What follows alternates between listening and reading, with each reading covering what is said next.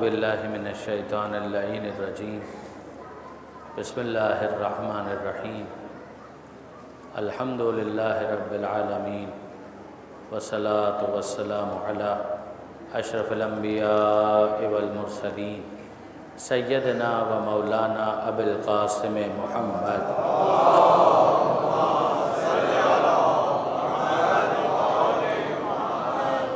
وأہل بیتہ الطیبین الطاہرین المعصومین المظلومین المنتجبین المنتخبین المیامین لا سیما علی الامام المنتظر والحجۃ الثانی عشر الذین اذهب اللہ عنہم الرجس وطہرہم تطہیرا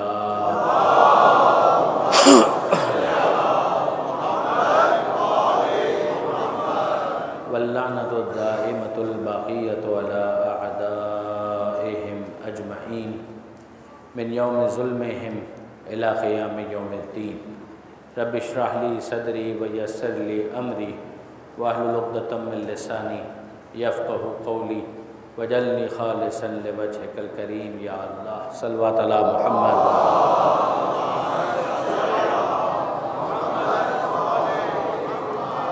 اما بعد فقد قال اللہ سبحانہ وتعالی فی القرآن الحکیم بسم اللہ الرحمن الرحیم کم من فئۃ قلیلۃ غلبت فئۃ کثیرۃ بإذن اللہ واللہ مع الصابرین صلوات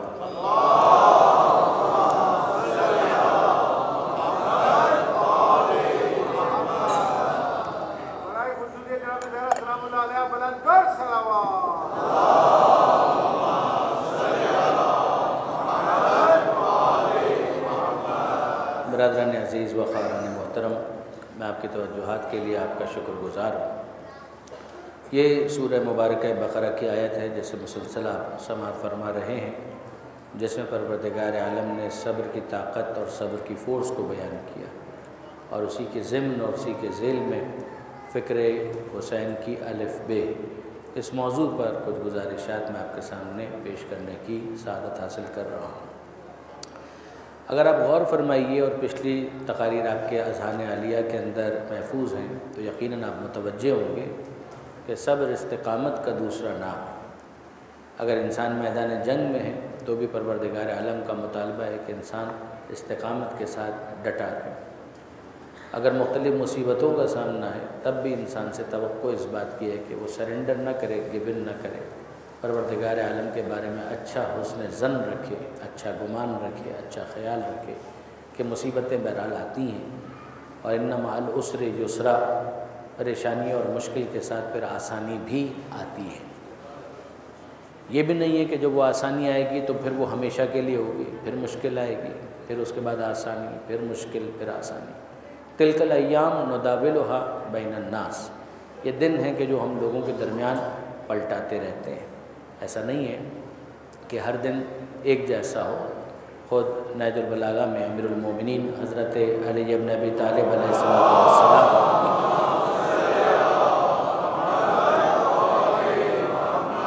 مولا یہ ارشاد فرماتے ہیں کہ الدہر یومان، جو زمانہ ہے وہ دو دنوں کا نام ہے، یوم لک و یوم علیک، ایک دن تیرے فیور میں ہوگا تو دوسرا دن تیرے خلاف ہوگا۔ تو معاملہ اسی طریقے سے آگے بڑھتا رہتا ہے۔ اگر انسان صحت مند ہے تو کوئی دن ایسا آئے گا کہ جب وہ بیمار ہو جائے گا، انسان مالدار ہے تو کبھی کوئی دن ایسا آ سکتا ہے کہ جس میں نقصان ہو جائے، عین ممکن ہے کہ وہ نقصان بڑھ جائے تو انسان غربت کی وادی میں بھی داخل ہو جائے۔ یہ معاملات اسی طریقے سے رہتے ہیں۔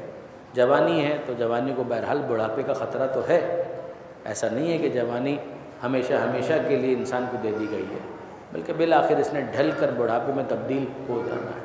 تو ایک پروردگار عالم کا نیچرل ایک نظام ہے کہ جو اس نے ہمارے سامنے رکھا ہے۔ ہاں، یہ ہم سے ضرور مطالبہ کیا گیا ہے کہ انسان اپنی دولت کو بھی نعمت سمجھے، صحت کو بھی نعمت سمجھے، جوانی کو بھی نعمت سمجھے۔ تو جوانی کی نعمت اگر انسان اس پر خدا کا شکر ادا کرے تو جوانی میں اضافہ ہو جائے گا۔ اگر انسان جوانی کو ضائع کرے تو یہ کوئی عقل مندی نہیں۔ جس طرح سے دولت کو ضائع کرے تو یہ بھی کوئی عقل مندی نہیں، زندگی کو ضائع کر دے تو یہ بھی کوئی عقل مندی نہیں۔ خودکشی کو کیوں حرام کیا گیا؟ اسی لیے حرام کیا گیا کہ زندگی ایک نعمت ہے، اب اگر کوئی کہے کہ بالآخر زندگی نے ختم تو ہو جانا ہے، تو جو کام 5 سال کے بعد ہونا ہے وہ آج ہو جائے، نہیں، پروردگار عالم کو جب اسے ختم کرنا ہوگا تب خدا ختم کرے گا۔ آپ بندہ بننے کی کوشش کریں، خدا بننے کی کوشش نہ کریں۔ ورنہ اگر ایک انسان یہ کہے کہ بالآخر اس دنیا سے چلے ہی جانا ہے تو بعد میں جانا ہے تو آج کیوں نہ چلے جائیں، یہ اپنی اس نعمت کے خاتمے کے ذریعے سے کفران نعمت کا اعلان کہ انسان خدا کی بارگاہ میں بغاوت کا اعلان کرتا ہے۔ یہی معاملہ صحت کا ہے۔ کوئی کہے کہ جب بالآخر بیمار ہونا ہے تو آج ہی ہم کیوں نہ بیماری کو قبول کر لیں، نہیں، آپ نے صحت کو نعمت کیوں نہیں سمجھا؟ صحت پروردگار عالم کی نعمت ہے، آپ اس نعمت کے ہوتے جتنے اچھے کام کر سکتے ہیں کیجئے، بیماری آئے گی تو اپنے طور پر خود ہی آ جائے گی، لیکن پھر بھی اس کا مقابلہ کرنا ہے۔ اور دیکھیں گے آپ کے واقعاً کس طرح سے ذہن انسانی کو بلندی عطا کی ہے معصومین کی دعاؤں نے، یعنی آپ ذرا دیکھیے کہ معصومین کی دعاؤں نے ذہن انسانی کو کتنی بلندی عطا کی۔ صحیفہ کاملہ، میں بہت زیادہ آپ کو اس مرحلے پر روکوں گا نہیں، مگر اس دعا کی طرف ضرور متوجہ کرنا چاہوں گا کہ اگر آپ صحیفہ کاملہ کھول کر دیکھیں گے تو آپ کو مرض کی حالت میں، بیماری کی حالت میں، when you are sick, when you are ill, when you are patient، اس موقع پر پڑھنے کے لیے ایک دعا چوتھے امام نے سکھائی۔ تو کیا الفاظ ہیں، ان الفاظ کو انسان پڑھتا جائے تو اس کو لگے گا صحت جس طرح سے نعمت ہے، بیماری بھی نعمت ہی کی ایک بدلی ہوئی شکل۔ اس کے اندر الفاظ یہ ہیں جن کا خلاصہ میں اپنے الفاظ میں آپ کے سامنے بیان کر رہا ہوں کہ اے پروردگار، ایک وہ وقت تھا کہ جب میرا جسم صحت مند تھا، آج میں بیمار ہوں، مجھے نہیں معلوم کہ کون سی حالت شکر کی زیادہ طلبگار، کون سی ایسی حالت ہے کہ جس میں مجھے تیرا زیادہ شکر ادا کرنا چاہیے، کہ وہ بھی وقت تھا کہ جب میرا جسم صحت مند تھا، وہ تو تیری نعمت تھی ہی، مگر اب جب کہ مرض آ چکا ہے تو میں طے نہیں کر پا رہا کہ کس بات کا زیادہ شکریہ ادا کروں، اس حالت کا یا اس حالت کا، کہ بالآخر اس مرض کی حالت میں بہت کچھ سوچنے کا موقع ملا، بہت کچھ سمجھنے کا موقع ملا، دنیا کی ناپائیداری بھی سمجھ میں آئی، اپنی حیثیت بھی سمجھ میں آئی، جب فرصت ملی تو بستر پر تجھے بھی یاد کیا، تجھ سے لو بھی لگائی، تجھ سے قریب بھی ہو گیا، اور پھر اس کے بعد اے پروردگار تیرا کتنا بڑا احسان ہے کہ تو نے نظام یہ قائم کیا کہ اگر میں بیمار ہو کر نیکیاں نہ کر پاؤں، ایک تو نیکی وہ ہے کہ جو انسان حالت مرض میں بھی کر سکتا ہے، لیکن ایک نیکی وہ ہے کہ جو حالت صحت میں کر سکتا ہے۔ آپ دوڑ دھوپ کر رہے تھے، نہیں کر پائے، بیمار ہو گئے، تو وہ سوشل ورک آپ نہیں کر پائے کہ جو پہلے کر پا رہے تھے، آپ وہ محنت نہیں کر پائے جو پہلے کر پا رہے تھے، آپ غریبوں تک راشن نہیں پہنچا پائے جو پہلے پہنچا پا رہے تھے، آپ دوسروں کی مدد کے لیے نہیں جا سکے جو کہ پہلے آپ جا رہے تھے۔ تو اب امام فرماتے ہیں کہ اے پروردگار، یہ تیرا کتنا بڑا احسان ہے کہ تو نے نظام یہ قائم کیا کہ بیماری کی وجہ سے اگر میں کوئی نیکی انجام نہ دے پاؤں، اور یہ طے ہے کہ اگر صحت ہوتی تو میں انجام دیتا، تو تو نے فرشتوں کو حکم دیا کہ چونکہ مرض میں نے دیا ہے لہٰذا اس ثواب سے اس کو محروم نہیں کیا جا سکتا۔ یقین جانیے یہ لطف پروردگار نہیں ہے، فضل پروردگار نہیں تو اور کیا درود بھیجے گا محمد و آل محمد۔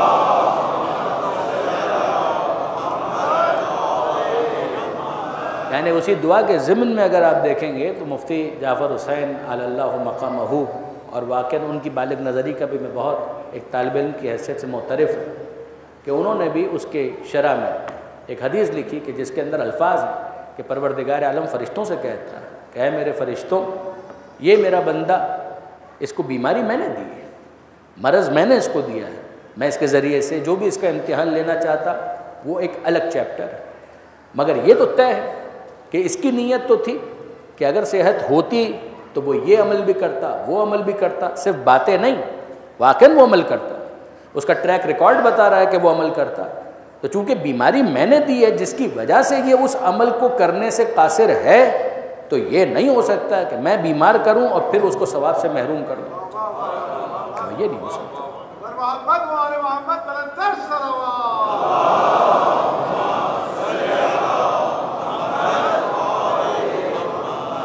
تو آپ دیکھیں گے کہ یہ لطف پروردگار، یہ عنایت پروردگار، یہ پروردگار عالم کی طرف سے آتا ہے۔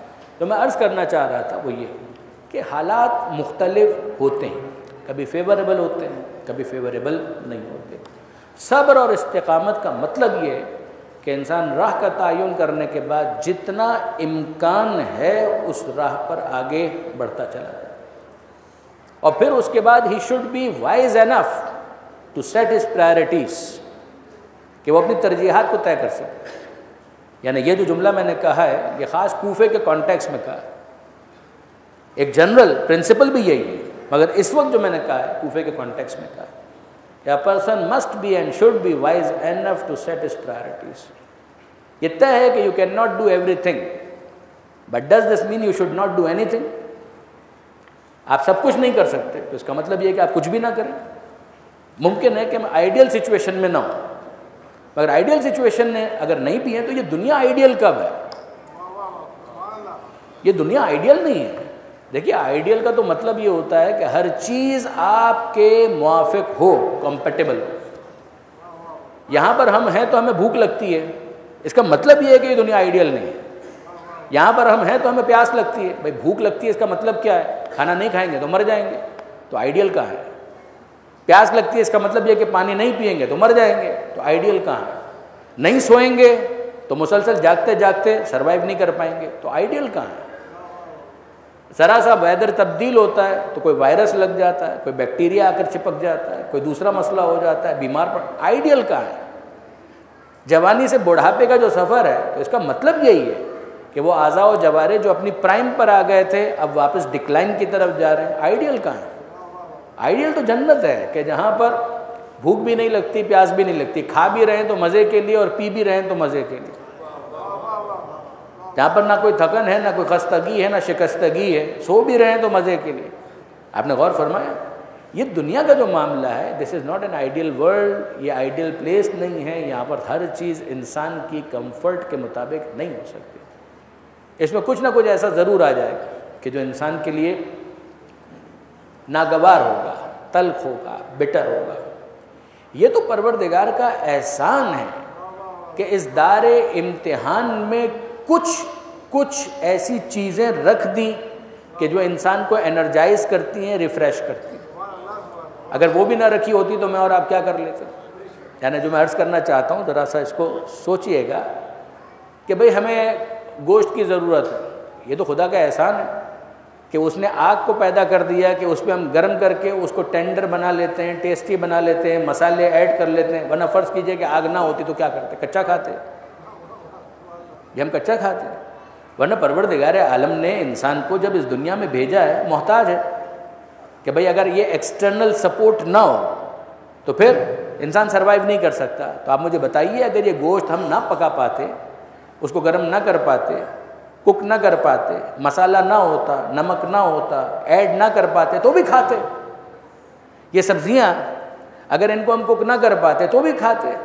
لیکن یہ ہے کہ یہ پروردگار کا احسان ہے کہ اس نے درمیان میں کچھ نہ کچھ ایسی چیزیں رکھ دیں کہ جس کے ذریعے سے یہ امتحان کے معاملات جو سروائیول کے لیے ضروری تھے ان کو بھی پروردگار نے کچھ ایسا بنا دیا کہ اس میں فلیور آ گیا، ورنہ نہ بھی ہوتا تو ہم نے بہرحال اس سے استفادہ تو کرنا ہی تھا۔ یہ میں آپ کی خدمت میں عرض کروں کہ یہ جو پورا کانسیپٹ ہے نا، میں نے بعض جگہوں پر ظاہر ہے کہ اس مثال کو شیئر بھی کیا، بلکہ مثال کیا یہ تو میرا اپنا واقعہ ہے۔ اب ظاہر ہے کہ یہاں پر جو بچے اور جوان مجھے نظر آ رہے ہیں، جس سے مجھے اندازہ ہو رہا ہے کہ اس علاقے میں اس امام بارگاہ کی اہمیت کیا ہونے والی ہے، اس علاقے میں اس امام بارگاہ اور مسجد کی کیا اہمیت ہونے والی ہے، واقعی میں فورسی کر سکتا ہوں۔ اور میں جو ٹرسٹیز یہاں کے ہیں ان کے ویژن کو یقین کیجئے کہ اپریشیٹ کرتا ہوں کہ جنہوں نے فورسی کیا، یہ ویژن تھا، اینٹیسپیٹ کیا انہوں نے کہ یہاں پر اس کی ضرورت ہے۔ جس جگہ پر جس کا بچپن گزرتا ہے نا، وہ جگہ اس کے لیے ہمیشہ ایک نوسٹیلجیا ہوتی ہے۔ اب میں اپنی بات کرتا ہوں، آپ میں سے جو افراد ریگولرلی مجھے سننے کے عادی ہیں وہ جانتے ہیں کہ میں نے کئی مرتبہ اپنے محلے کا ذکر کیا، کھارا در۔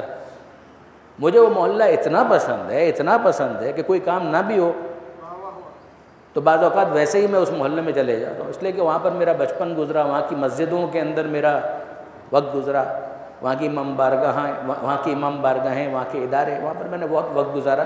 کبھی کبھی لائٹر نوٹ پر میں یہ کہہ بھی دیا کرتا ہوں کھارا کے بارے میں کہ الکھارا مل کھارا وما ادراک مل کھارا۔ ایک قرآنی کا اسلوب ہے نا کہ الخاردر مل خاردر، تمہیں کیا معلوم کہ خاردر کیا ہے، وما ادراک مل خاردر، اور تم کیا جانو کہ خاردر کیا ہے. جیسے کہ ہم نے وہاں پر اپنا بچپن گزارا. تو وہاں پر یعنی اس فنومینا کو سمجھانے کے لیے جو میں نے آپ کے سامنے ابھی بیان کیا، مجھے ہمیشہ یہ مثال بہت کام آئی. وہاں پر ایک ادارہ تھا، شاید اب بھی ہے، انجمن خدام القرآن. وہاں پر ہم نے اپنا بہت وقت گزارا، کلاسز بھی لیں، نماز کلاس بھی اٹینڈ کی، اور اس کے علاوہ حدیث خوانی جس کو کہا جاتا ہے، تقریر کا جو فن ہے اس کی بھی بیسکس وہاں پر سیکھی. تو ہوا کیا کہ وہاں پر دینیات کا ایک امتحان ہوا کرتا تھا ماہ رمضان. امتحان لینے کے لیے ایک کورس اناؤنس کرتے تھے اور کہ بھئی توضیح المسائل کے اتنے اسباق ہیں، ان کو بچے تیار کر کے لے آئے. عام طور پر 14 ستارے علامہ نجم الحسن قراروی صاحب علی اللہ مقامہ کی سیرت کی اس زمانے میں وہ اس کو پروموٹ کر رہے تھے، تو وہ اس کو نصاب بنا دیا تھا کہ بھئی اس کا یہ 7ویں امام کی زندگی، اس کے یہ چیپٹرز، اس کی تیاری کر کے لے آئے. اور پھر اس کے بعد ایک دن معین ہوتا تھا. تو ماہ رمضان میں بڑی رونق ہوتی تھی، ہم لوگ جاتے تھے اور امتحان دیتے تھے. تو ہوتا یہ تھا، ایک کوشچن پیپر ہوتا تھا، آنسر شیٹ ہوتی تھی، اس کے اندر ہم لوگ جواب لکھ دیا کرتے تھے. وہ آپشن دیتے تھے کہ آپ اردو میں جواب لکھیں، انگریزی میں جواب لکھیں، گجراتی میں جواب لکھیں، یعنی جو جس لینگویج کے اندر کمفرٹیبل ہے اس لینگویج کے اندر وہ جواب لکھیں. تو ہم لوگ جا کر بیٹھ جاتے تھے وہاں پر. وہاں پر ہمارے ایک حاجی صاحب ہوتے تھے. جس طرح سے یہاں پر بھی جو ٹرسٹیز وغیرہ ہیں جو ان ایکٹیویٹیز کے اندر، ان کو عربی کے اندر کہتے ہیں رجال دین. رجال دین یعنی مردان دین، یعنی جو دین کا کام کرنے والے افراد ہوتے ہیں، جن کے دل میں درد ہوتا ہے کہ یہ بھی کچھ ہو جائے، اچھا یہ بھی کچھ کیا جائے، اچھا وہ بھی کچھ کیا جائے، اچھا قرآن خوانی ہونی چاہیے، اچھا دینیات کی کلاس ہونی چاہیے، اچھا مجلس ہونی چاہیے، ارے بھائی 10 دن ہے تو عشرہ ہونا چاہیے. یہ جو فکر کرنے والے جو افراد ہوتے ہیں، ان کو عربی کے اندر عام طور پر حوزے کی اصطلاح میں کہا جاتا ہے رجال دین، مردان دین، جو دین کی فکر کرتے رہتے ہیں. تو وہاں پر ایک تھے حاجی حسن علی گھانا والا. میں آپ سے بہت نزدیک ہو کر یہ بات کہہ رہا ہوں، بہت قریب ہو کر. حاجی حسن علی گھانا والا. حاجی تو وہ یوں کہلاتے تھے کہ حاجی انہوں نے کیا ہوا تھا. گھانا والا ان کا سر نیم تھا. یہ ہمارے خوجوں میں اسی طرح کے سر نیم ہوتے ہیں، دال والا، کھانڈ والا وغیرہ وغیرہ، اس طرح کے ظاہر ہے کہ آپ جانتے ہیں کہ سر نیم ہوتے ہیں. واقعاً بہت مخلص آدمی تھے. سفید کرتا پاجامہ پہنتے تھے، جنا کیپ لگاتے تھے، وہاں پر بیٹھتے تھے. ان کی گجراتی زدہ اردو آج بھی مجھے یاد ہے. گجراتی ممزوج کر کے، مخلوط کر کے وہ اردو بولتے تھے. مجھے یاد ہے آج تک کہ ہم وہاں پر گئے اور ہمارے علاوہ 200-300 اسٹوڈنٹس وہاں پر بیٹھے تھے اور وہ سب کے سب امتحان دے رہے تھے. کوشچن پیپر، آنسر شیٹ، اور ہم لوگ دیکھ کے جواب لکھ رہے ہیں. بینچز بچھا دی گئی تھی کہ جس کے اوپر ایک بینچ کے اوپر 2 افراد بیٹھے ہوئے تھے. ایسے میں حاجی صاحب، وہاں پر ایک خادم تھا جو کام کرتا تھا، اس کو کہا کہ بھائی بچوں کو پانی پلاؤ. بچوں کو پانی پلا دیا انہوں نے. تھوڑی دیر کے بعد حاجی صاحب کو خیال آیا، انہوں نے کہا بچوں کے لیے دودھ لے آؤ. امتحان دینے آئے اور دودھ لے آؤ. وہ دودھ لے آئے. ہم سب کو دودھ، ظاہر ہے کہ یہ تو پہلے سے طے تھا کہ بچوں کو دودھ بھی پلانا. اچھا یہ وہ زمانہ تھا کہ جب گھر میں ہم لوگ دودھ بڑی مشکل سے ہفتے میں 1 دفعہ پیتے تھے تو بہت اچھا لگتا تھا. شکر گھلی ہوئی اور اس کے اندر دودھ کو لا کر دیتے تو بہت اچھا لگتا تھا. تو وہ دودھ بھی ہم لوگوں نے پی لیا. پھر اس کے بعد پتہ نہیں حاجی صاحب کو کیا ہوا، یہ ایجنڈے میں نہیں تھا ان کے، یعنی اس کے لیے پہلے سے بجٹ ایلوکیٹڈ نہیں تھا. وہ کیسے پتہ چلا کہ انہوں نے جیب سے پیسے نکالے. وہ دودھ تو پہلے تیار ہو رہا تھا کچن کے اندر. پھر انہوں نے کیک کے لیے اس کو آواز دی کہ یہ بچے دودھ پی رہے ہیں، ان کو کیک بھی دو ساتھ میں، تاکہ وہ کیک بھی کھائیں. اور پیسے نکال کے ان کو دیے کہ جاؤ کیک لے کر آؤ. قریب میں ایک بیکری تھی، وہاں سے وہ کیک لے آیا اور ہم کو کیک دے دیا. ہم لوگوں نے کیک کھا لیا. تو بہت مزہ آیا، بہت مزہ آیا. دودھ پینے میں بھی بہت مزہ آیا، کیک کھانے میں بھی بہت مزہ آیا. اس وقت میں نے اپنے آپ سے سوال کیا، میں بالکل آپ سے صحیح بات کہہ رہا ہوں، میں نے اپنے آپ سے سوال کیا یہ حاجی صاحب کتنے اچھے ہیں. دودھ بھی پلوایا، کیک بھی کھلوایا، اس سے پہلے پانی بھی فراہم کر دیا. تو یہ اتنے اچھے ہیں تو یہ امتحان کی پک کیوں ہیں؟ یہ امتحان کس لیے؟ بھائی ایسے ہی دودھ پلوا دیں، ایسے ہی کیک کھلا دیں. یہ کیا چکر ہے کہ خامہ کا پہلے امتحان؟ یقین جانیے کہ میں نے نہ ان سے سوال کیا، لیکن بعد میں جب میں نے غور کیا تو مجھے اندازہ ہوا کہ جو وہ جواب دیتے وہی خدا کا جواب، وہی خدا کا جواب. اگر کوئی پوچھے کہ اے پروردگار اگر گوشت کھلانا ہے، دال کھلانی ہے، یہ سب کچھ کرنا ہے تو یہ ساری جھنجھٹ کس لیے؟ یہ امتحان کی جھنجھٹ کس لیے؟ حاجی صاحب کا جواب کیا ہوگا کہ اے میرے بیٹے، میں نے یہ دودھ، چائے، کافی، کیک، پانی اس کے لیے تم کو یہاں پر نہیں بلایا، بلایا تو امتحان ہی کے لیے تھا، بس امتحان کی تلخی کو پیسیفائی کرنے کے لیے دودھ اور کیک رکھ دیا۔ کا یہی جواب خدا کا بھی ہوگا کہ اے بندوں، یہاں پر عیاشیوں کے لیے نہیں بھیجا ہے، بھیجا تو امتحان ہی کے لیے ہے، مگر اس امتحان کی تلخی کو کچھ کم کرنے کے لیے کچھ لذتیں بھی رکھ دی ہیں۔ درود بھیجئے محمد و آل محمد۔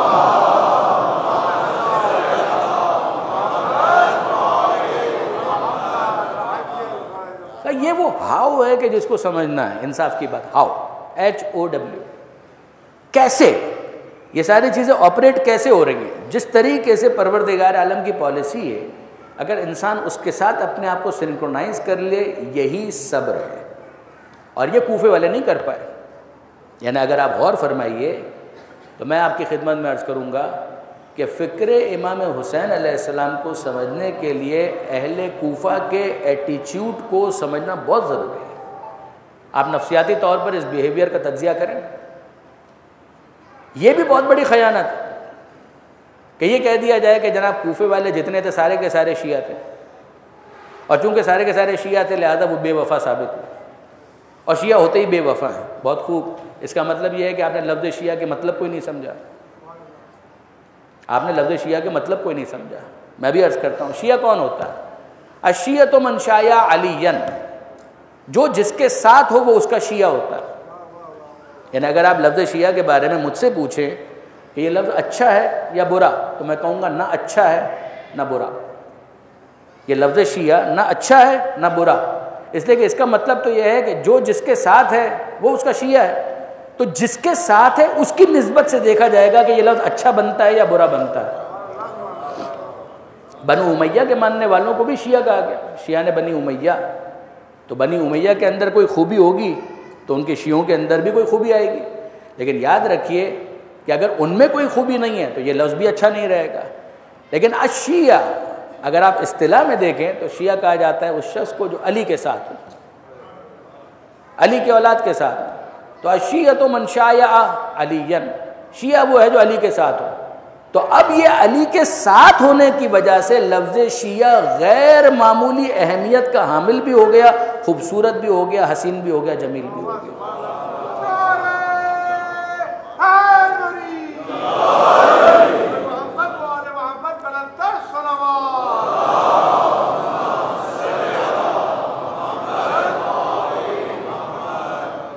یہ سورہ بینہ کے اندر جب پروردگار عالم نے آیت نازل کی تھی، ان الذین آمنوا وعملوا الصالحات اولئک هم خیر البریہ، یقیناً وہ جو ایمان لائے اور جنہوں نے عمل صالح کو انجام دیا، یہ ہیں مخلوقات میں سے بہترین، یہ ہیں مخلوقات میں سے بہترین مخلوق یہی ہے۔ یہ وہ منزل ہے کہ جہاں پر اگر آپ تفسیر دیکھیں گے تو آپ کو ملے گا کہ پیغمبر اکرم نے مولا کو مخاطب کر کے کہا کہ یہ خیر البریہ جن کو کہا گیا، یا علی انت و شیعتک ہم خیر البریہ، اے علی تو اور تیرے شیعہ ہیں وہی کہ جن کے لیے خدا نے خیر البریہ کے لفظ کو استعمال کیا۔ یہ تو ہو گئی ایک بات، تو ہم کو سمجھ میں آیا کہ جو علی کے ساتھ۔ مگر ایک بات مجھے بتائیے، یہ کوفہ شہر، کیا وہاں پر سارے کے سارے شیعہ تھے؟ اور اسی معنی میں شیعہ تھے جو خلافت بلا فصل کا عقیدہ، کہ ہم یہ کہیں کہ ہم علی کو مانتے ہیں، کیا مانتے ہیں کہ پیغمبر اکرم کے بعد سب کچھ مانتے ہیں، کسی کو اچھا لگے تو بھی بات یہی ہے، کسی کو برا لگے تو بھی بات یہی ہے۔ اگر آپ ہم سے پوچھتے ہیں کہ ہم علی کو کیا مانتے ہیں، کہ مصطفیٰ کے بعد سب کچھ ہم علی کو مانتے ہیں، حضور کے بعد ہم سب کچھ علی کو مانتے ہیں۔ آپ کہیں کہ دین ہم کس سے لیں گے، ہم علی سے لیں گے، اصول دین ہم کس سے لیں گے، ہم علی سے لیں گے، توحید کا کیا مطلب ہے، ہم کس سے لیں گے، ہم علی سے لیں گے، قیامت کی کیا تفصیلات ہیں، ہم علی سے لیں گے، علم کلام ہو یا علم عقائد، فروع دین ہو یا شریعت، جو تفصیلات ہمیں لینی ہم علی سے لیں گے، اس کو کہتے ہیں علی کا شیعہ، جو سب کچھ علی سے، علی ہی اس کا سورس بن جائے پیغمبر اکرم کے دین کو اخذ کرنے کے لیے۔ یہ ہے وہ کہ جو خلافت بلا فصل کے قائل، وہ کہتے ہیں کہ کوئی فاصلہ نہیں درمیان میں، مصطفیٰ کے بعد مرتضیٰ۔ کوفہ شہر کب آباد ہوا تھا؟ دوسری خلافت میں۔ جب دوسری خلافت تھی آپ اس کو تاریخ طبری میں دیکھیں یا کسی بھی کتاب میں دیکھیں، اس میں کوئی ڈسپیوٹ نہیں ہے کہ یہ دوسری خلافت تھی کہ جس میں شہر کوفہ آباد ہوا، اور باقاعدہ سعد بن ابی وقاص کے ساتھ کنسلٹیشن کر کے کہ بھئی فوجی چھاونی آباد کرنی ہے، مدائن کی آب و ہوا فوجیوں کو سوٹ نہیں کر رہی ہیں، تو اب کیا کیا جائے گا؟ ایک شہر آباد کیا جائے، اس کا نام رکھا جائے گا کوفہ، اس کے زمین کی ساخت کی وجہ سے۔ کوفہ شہر کو اگر آپ ہسٹوریکلی ٹریس کریں تو وہاں پر نوح علیہ السلام کا مقام بھی مل جائے گا، ادریس علیہ السلام کا مقام بھی مل جائے گا، وہ الگ بات ہے۔ میں بات کر رہا ہوں اس زمانے کی کہ جب پیغمبر اکرم نے اعلان رسالت کیا، at that particular point of time یہ سٹی، یہ کوفہ شہر اس وقت باقاعدہ شہر کے طور پر آباد تھا۔ جواب جی۔ کیا اس کو آباد کیا گیا؟ جی ہاں۔ کس زمانے میں؟ دوسری خلافت۔ کیوں؟ ایک فوجی چھاونی کے طور پر، فوجیوں کو وہاں کی آب و ہوا سوٹ نہیں کر رہی تھی کسی اور جگہ کی، تو یہاں پر 1,00,000 فوجیوں کو آباد کیا گیا۔ 100,000، 1 لاکھ۔ تفصیل آپ پڑھنا چاہیں تاریخ طبری کو دیکھیے اور دیگر کتابوں کو دیکھیے، آپ کو اندازہ ہوگا۔ باقاعدہ پلاننگ کے تحت گلیاں ایسی ہوں گی، مکان ایسے بنائے جائیں گے، اس انداز کا اسٹرکچر ہوگا، یہ ساری چیزیں مرکز کی طرف سے انسٹرکشنز دی جا رہی ہیں اور باقاعدہ اس علاقے کو آباد کیا جا رہا ہے۔ پھر جیسا ہوتا ہے کہ بعد میں دوسرے علاقے سے دوسرے افراد بھی آ کر وہاں پر مکان بنانے لگتے ہیں، وہ بھی اس آبادی کا حصہ بن جاتے ہیں۔ میں آپ سے پوچھتا ہوں کہ مجھے ایک بات بتائیے، یہ جس شہر کو فوجیوں کے لیے آباد کیا جا رہا تھا، تو آپ کا کیا خیال ہے یہ فوجی کیا کرتے تھے؟ خلیفہ وقت کی طرف سے جنگ کرتے تھے، تو اس کا مطلب وہ خلیفہ وقت کو مان رہے ہیں نا۔ اس کا مطلب یہ ہے کہ جو اس وقت خلیفہ کے طور پر متعارف تھے ان کو وہ مان رہے تھے۔ جواب جی ہاں، بالکل مان رہے تھے۔ تو جو ان کو خلیفہ مان رہے تھے وہ علی کو خلیفہ بلا فصل کیسے مان رہے تھے؟ وہ کیا مولا کو خلیفہ بلا فصل مان رہے تھے؟ جواب ملے گا جی نہیں، یہ خلیفہ بلا فصل نہیں مان رہے تھے۔ پھر اس کے بعد ان کی فیملیز آ گئیں، ان فوجیوں کی دوسرے افراد آ گئے، اس میں ایک مکس آبادی آ کر رہنے لگی۔ یقیناً اس کے اندر کچھ افراد وہ بھی آ کر رہنے لگے کہ جو مولا کو خلیفہ بلا فصل مانتے ہیں، مگر ان کی اکثریت ان لوگوں پر مشتمل تھی کہ جو عام مسلمان جس طریقے سے دیگر خلفاء کو مانتے ہیں اسی طریقے سے مولا کو بھی مانتے ہیں۔ آج بھی آپ کو بہت سارے ایسے ملیں گے کہ جو مولا کو خلیفہ بلا فصل نہیں مانتے ہیں، مگر قصیدے بھی پڑھتے ہیں، منقبت بھی پڑھتے ہیں، اور ہم کو اچھا لگتا ہے، ہم کو اچھا لگتا ہے۔ ہم کبھی بھی کسی کو دور کرنے کے قائل نہیں ہیں۔ علامہ سید علی نقی صاحب کا ایک جملہ مجھے بہت پسند ہے، وہ فرمایا کرتے تھے کہ یہ شمع ولایت وہ ہے کہ جس کے گرد پروانوں کی کثرت ہمیں کبھی بری نہیں لگتی۔ کتنا پیارا جملہ ہے، درود بھیجیے گا محمد و آل محمد۔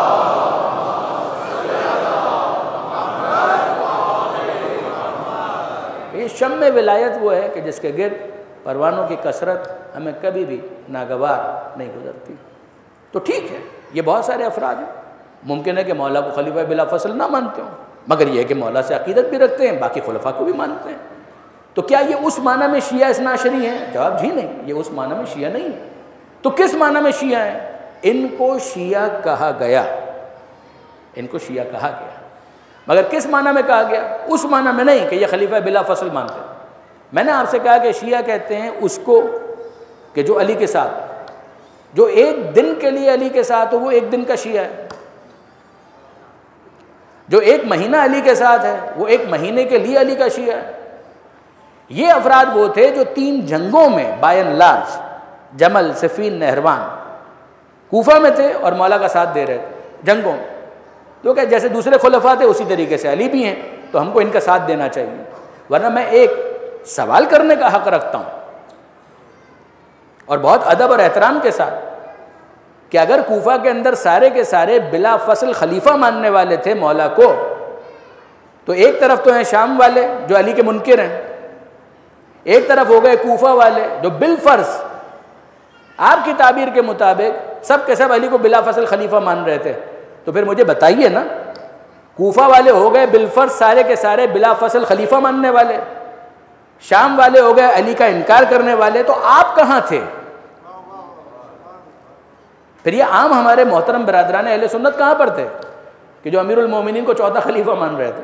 تو یہ کدھر گئے؟ یہ اس زمانے میں غائب ہو گئے، کہاں تھے؟ بات اتنی سی ہے کہ یہ افراد وہیں پر تھے، انہی کے درمیان وہ بھی تھے کہ جو مولا کو بلا فصل مان رہے تھے، یہ بھی تھے کہ جو مولا کو چوتھا خلیفہ مان رہے تھے۔ ان میں سے ایک تعداد ان لوگوں کی ہے کہ جنہوں نے بے وفائی کا مظاہرہ کیا، ایک تعداد ہے جنہوں نے جناب مسلم کا ساتھ چھوڑ دیا۔ میں نہیں کہہ رہا سب، لیکن ایک تعداد ہے۔ اب اگر میں بہت احترام کے ساتھ اور بہت احتیاط کے ساتھ یہ جملے کہہ رہا ہوں، یقین جانیے کہ میں بہت احتیاط کر رہا ہوں، مگر مجھے بتائیے کہ اگر ساتھ چھوڑنے والے شیعہ تھے تو کیا ساتھ چھوڑنے کے بعد بھی کوئی شیعہ ہو سکتا ہے؟ بات اتنی، ساتھ شیعہ تو ہوتا وہ ہے جو ساتھ ہو، تو کیا ساتھ چھوڑنے کے بعد بھی کوئی شیعہ ہو سکتا ہے؟ جیسے ہی اس نے ساتھ چھوڑا وہ شیعہ کہاں رہا؟ غور فرمایا آپ نے؟ جیسے ہی کسی نے ساتھ چھوڑا تو وہ شیعہ کہاں رہا؟ اور اب ہم سے پوچھئے کہ جو حسین کا ساتھ چھوڑ دے اس کو ہم کیا سمجھتے ہیں؟ اب ہم سے پوچھئے کہ اگر کوئی حسین کا ساتھ چھوڑ دے تو ہم اس کو کیا سمجھتے ہیں؟ تو میں پورے اطمینان کے ساتھ کہتا ہوں کہ جو حسین کا ساتھ چھوڑ دے، علی کا ساتھ چھوڑ دے، ہم اس پر 4 حرف بھیجتے ہیں۔ جو حسین کا ساتھ چھوڑ دے، جو علی کا ساتھ چھوڑ دے، ہم اس پر 4 حرف بھیجتے ہیں۔ تو اب مجھ سے آپ نے سنا کہ جو حسین کا ساتھ چھوڑ دے ہم اس پر 4 حرف بھیجتے ہیں۔ اب آپ بھی تو بتائیے اگر کوئی مصطفیٰ کا ساتھ چھوڑ دے تو آپ اس پر کیا بھیجتے ہیں؟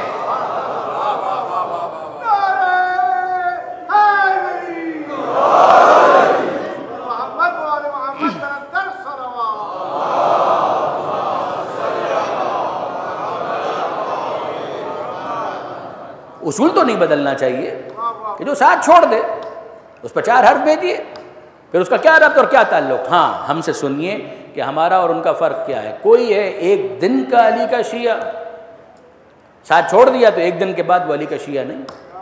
کوئی ہے ایک مہینے کا علی کا شیعہ، تو مہینہ ختم ہو گیا تو اس نے علی کا ساتھ چھوڑ دیا تو اس کے بعد وہ علی کا شیعہ نہیں۔ کوئی ہے 3 جنگوں میں علی کا شیعہ، تو وہ 3 جنگوں تک علی کا شیعہ ہے، اس کے بعد نہیں ہے۔ کوئی ہے 2 جنگوں میں علی کا شیعہ، تو وہ 2 جنگوں تک علی کا شیعہ ہے، اس کے بعد نہیں ہے۔ مگر آپ ہم سے پوچھتے ہیں تو غدیر سے لے کر آج تک اور آج سے لے کر قیامت تک ہم علی ہی کے ساتھ ہیں، کسی اور کے ساتھ نہیں ہیں۔ درود بھیجیے۔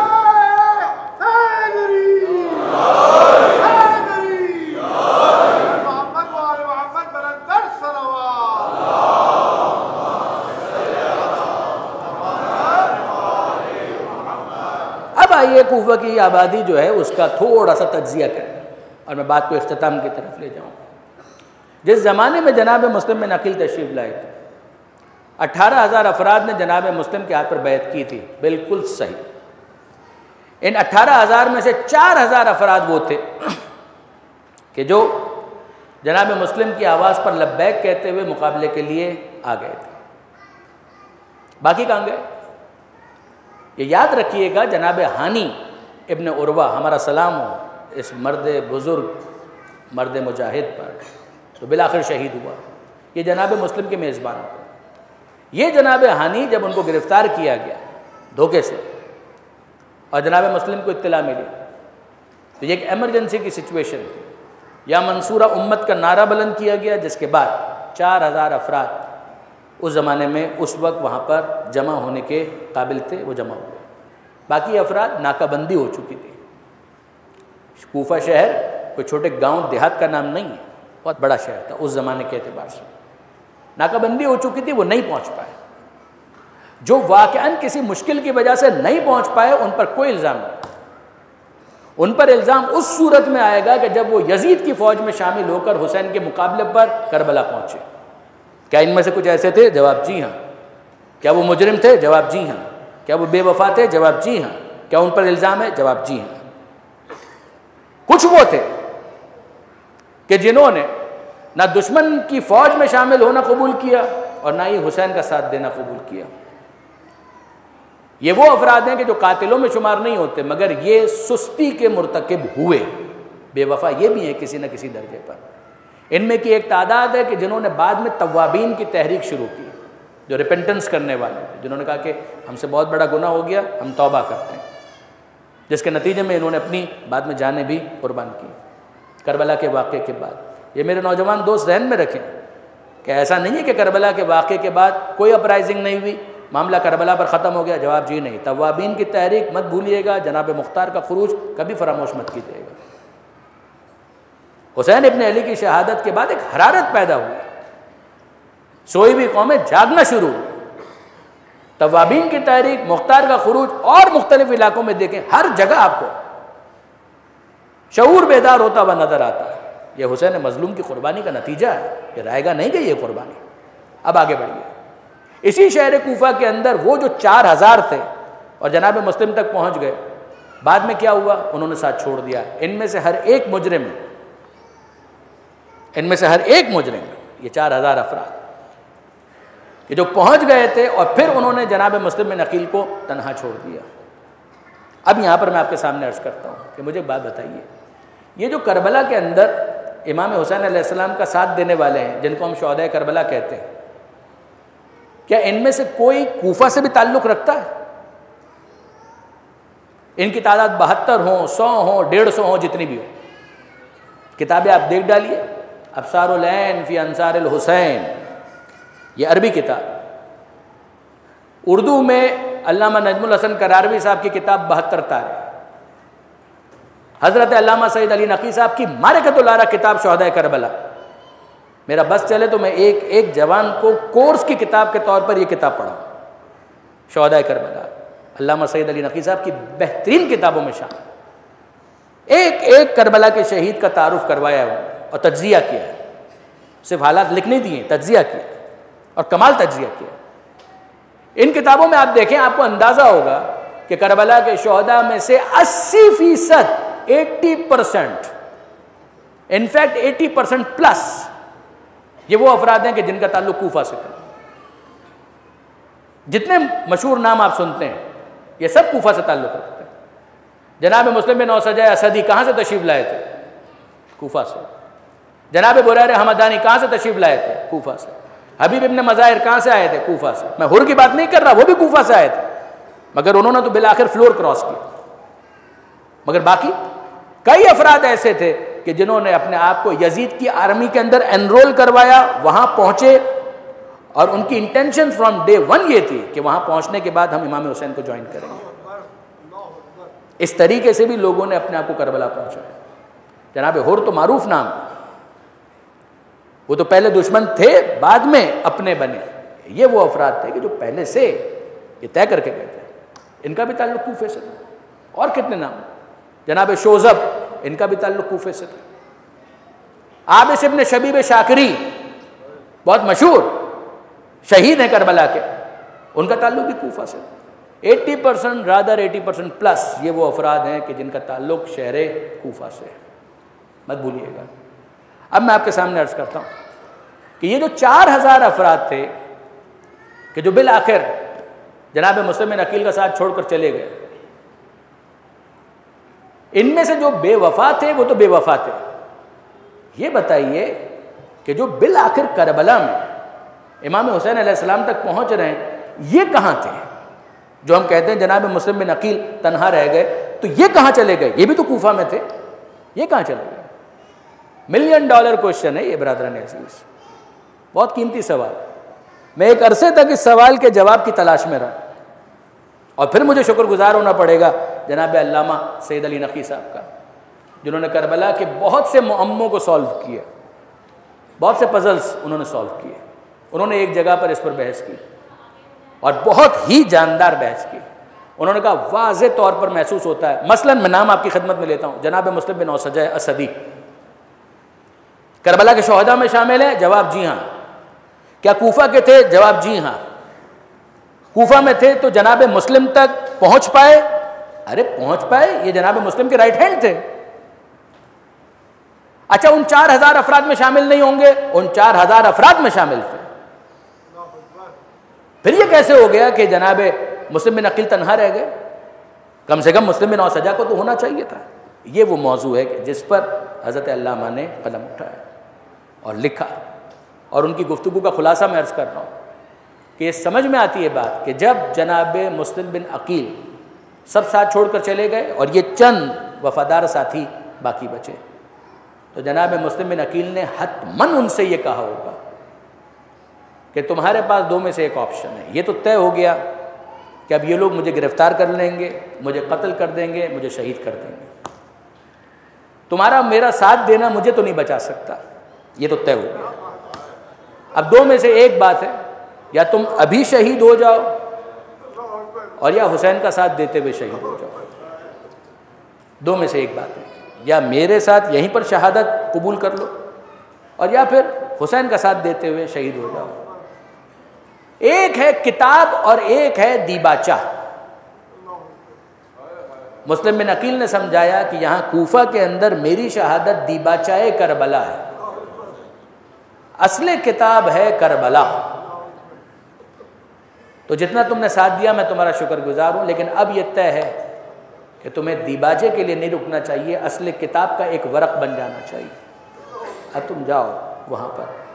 بادل ناخواستہ حتماً انہوں نے اس موقع پر اس حکم کو قبول کیا، اور اس کا سب سے بڑا تائیدی قرینہ یہ ہے، سپورٹیو ایویڈنس، کہ جب یہ کربلا پہنچے ہیں تو امام حسین نے ان سے کوئی شکوہ نہیں کیا۔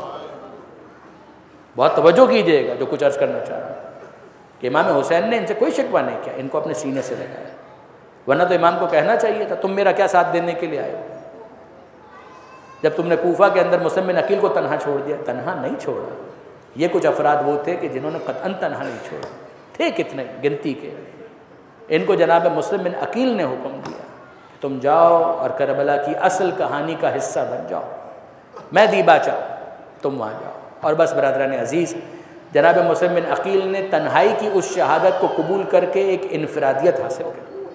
دیکھیں، میں آپ کی خدمت میں یہ عرض کرنا چاہوں گا کہ تنہا ہونا بہت بڑا امتحان ہے، بہت بڑا امتحان ہے۔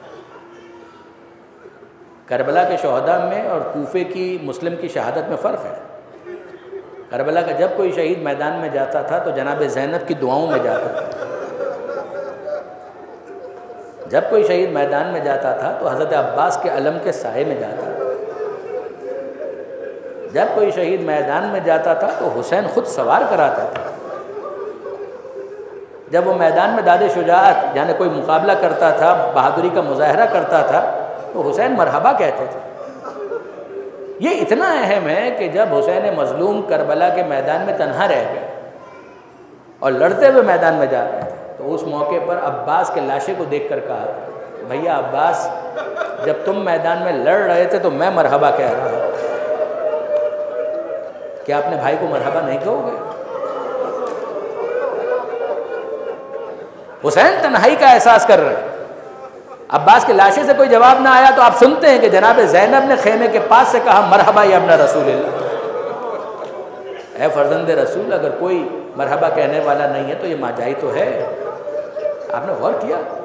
مگر ہمارا سلام ہو جناب مسلم بن عقیل پر کہ جو کربلا کے دیباچے کے کوفے کے ایسے شہید ہیں کہ کوئی مرحبا کہنے والا نہیں، مسلم تنہا۔ اور کیا الفاظ ہیں کہ جس میں جناب مسلم کو خراج تحسین پیش کیا گیا۔ حضرت عباس کا مرتبہ بہت بلند ہے، کوئی شک ہی نہیں ہے، مگر یاد رکھیے گا کہ جو افراد کربلا جا چکے ہیں اور کوفہ جا چکے ہیں وہ میری بات کی تائید کریں گے۔ یہ زیارت کے جو الفاظ جناب عباس کے لیے ہیں وہی الفاظ جناب مسلم بن عقیل کے ایھا العبد الصالح المطیع للہ ولرسولہ ولامیر المومنین وفاطمہ والحسن والحسین، اے عبد صالح، اے اطاعت گزار مصطفیٰ، اے اطاعت گزار مرتضیٰ، اے اطاعت گزار فاطمہ، اے اطاعت گزار حسن، اے وہ کہ جس نے حسین کی اطاعت کا حق ادا کر دیا۔ وہی الفاظ کہ جو جناب عباس کی زیارت کے ہیں، وہی الفاظ جناب مسلم بن عقیل کی زیارت کے ہیں۔ اور یہ جناب مسلم بن عقیل جب تنہا ہو گئے اور ایک مومنہ کے گھر سے دیوار سے ٹیک لگا کر بیٹھے ہوئے، وہ مومنہ سوال کرتی ہے کہ کوئی خاص حاجت ہے کہ جس کے لیے آپ یہاں پر اس طرح سے بیٹھے ہیں؟ پانی کی خواہش کی، پانی لا کر دیا، انہوں نے پانی پی لیا مگر گئے نہیں۔ اور توعہ کہتی ہے کہ دیکھیے مناسب نہیں ہے، شہر کے حالات بھی خراب ہیں، کوئی اجنبی میرے گھر کے پاس ویسے بھی بیٹھے تو مجھے اچھا نہیں لگ رہا، میں آپ کو اجازت نہیں دیتی کہ آپ اس طرح سے یہاں پر بیٹھیں، آپ مناسب یہ ہے کہ اپنے گھر چلے جائیں۔ یہ جملہ جب جناب مسلم بن عقیل نے سنا کہ آپ اپنے گھر چلے جائیں تو جناب مسلم نے حسرت کے ساتھ کہا، اے مومنہ اتنا بتا دے جس کا کوئی گھر نہ ہو وہ کہاں ہے؟ وہ کہاں ہے؟ آپ ہیں کون؟ کہا میں حسین مظلوم کا سفیر ہوں۔ کہا آپ کا نام کیا ہے؟ کہا مسلم بن عقیل۔ یہ مومنہ ہاتھ جوڑ کر کہتی ہے فرزند رسول یہ میری خوش بختی ہے کہ آپ یہاں پر تشریف لائے، میرا گھر آپ کے لیے حاضر ہے، تشریف لائے۔ مہمان بنایا، ایک حجرہ مختص کر دیا، اور پھر اس کے بعد جناب مسلم بن عقیل کی کچھ خدمت کی، کھانا وغیرہ دیا، اور رات جناب مسلم بن عقیل نے عبادت میں گزارا۔ ظاہر ہے کہ اطلاع ہو گئی ابن زیاد کے قصر میں، جس کے نتیجے میں فوجیں آنا شروع ہوئی، محاصرہ کر لیا گیا۔ جناب مسلم بن عقیل نے فوجیوں کی آواز سنی، صبح کا وقت، نماز ادا ہو چکی، تلوار نکالی اور باہر جانے لگے۔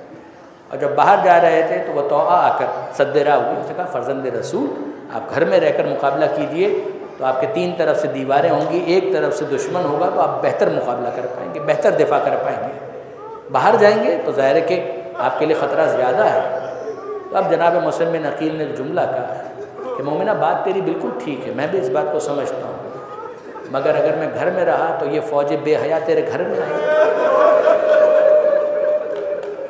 تیری ناموس پر حرف آئے گا، تیری بے پردگی ہوگی، تو بھی تو یہاں پر موجود ہے۔ میں پسند نہیں کرتا کہ میری وجہ سے ایک عام مومنہ کا پردہ بھی پاؤں۔ آپ کا ذہن منتقل ہو گیا۔ میں آپ سب کی طرف سے ہاتھ جوڑ کر کہوں گا، اے عقیل کے غیرت دار مسلم، ایک عام مومنہ کے پردے کا اتنا خیال ہے، ذرا کربلا میں شام غریبہ میں آ کر یہ عام مومنات نہیں ہے، یہ وارث چادر تطہیر ہے، یہ زینب و ام کلثوم ہے کہ جن کی چادریں چھینی جا رہی ہیں۔ جناب مسلم بن عقیل نے مقابلہ کیا، اور کیا مقابلہ کیا، ایک اور سینکڑوں اور ہزاروں کا مقابلہ۔ یکم منکم 20 صابرون یغلبوا 200، 20 ہوتے تو 200 پر غالب آنا چاہیے، یہ ایک ہے جو سینکڑوں اور ہزاروں کے اوپر غالب آ رہا ہے۔